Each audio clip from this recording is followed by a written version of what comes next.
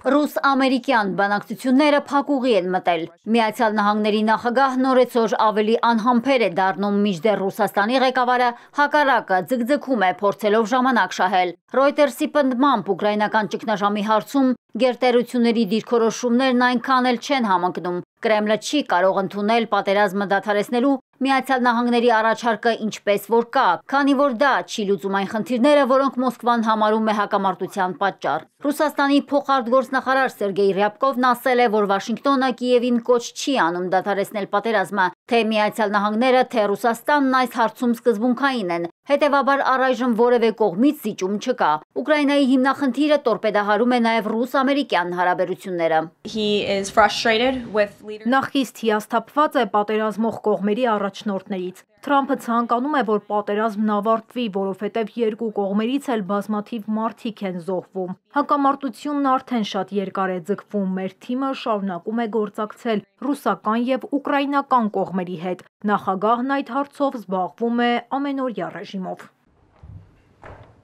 Իրավիճակը փրկելու եւ Թրամփի հիասթափությունը մեղմելու համար Պուտինն իր ներկայացուցչին ազգային բարեկեցության հիմնադրամի ղեկավար Կիրիլ Դմիտրիևին ուղարկում է Վաշինգտոն։ Սա ռուս պաշտոնյայի առաջին այցն է նահանգներ պատերազմի մեկնարկից ի վեր։ Հատկանշական է, որ ամերիկյան կողմը ժամանակավոր կասեցրել էր Դմիտրիևի նկատմամբ պատժամիջոցը, որը Վաշինգտոնը կիրառել էր 2022-ի փետրվարից։ Տարաձայնությունների ֆոնին Թրամփը մեկից հանում է սանկցիաները, մյուսի նկատմամբ ավելացնում։ Ավելի քան 50 սենատոր հավանության է արժանացրել առաջնային ու երկրորդական պատժամիջոցները, եթե Մոսկվան չգնա գործարքի։ Խոսքը մասնավորապես վերաբերում է ռուսական նավթ, գազ, ուրան եւ այլ ապրանքներ գնող երկրներից ներմուծման 500% մաքսատուրքերին։ Մոսկվայի վրա Թրամփի զայրույթից օգտվելով Զելենսկին կրկին հռետորական հարձակում է սկսել։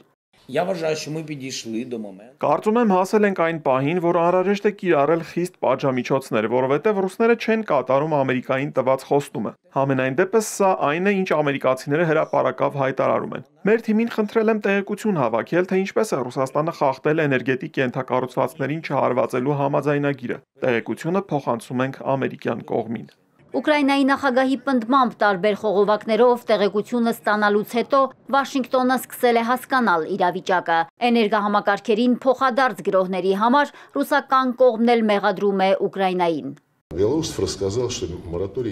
Պաշտպանության նախարար Բելաուսովը հայտնել է, որ մորատորիումը չի պահպանվում։ Այս ընթացքում Ռուսաստանի էներգետիկ օբյեկտները հարձակման են ենթարկվում, միգուցե 1-2 օր ընդմիջումով։ Ռուսական կողմը եւս խախտումների ցուցակը տարբեր խողովակներով փոխանցել է Վաշինգտոնին, ցույց տալու թե ըստ Լավրովի ինչ արժեք ունի Ուկրաինայի իշխանության խոստումը։ Պեսկովն էլ ասել է, որ Պուտինը բաց է Ուկրաինայի ճգնաժամի քաղաքական ու դիվանագիտական կարգավորման համար։ Կրեմլի խոսնակը սակայն չի մեկնաբանել Ռուսաստանի դեմ պատժամիջոցներ կիրառելու Թրամփի սպառնալիքները։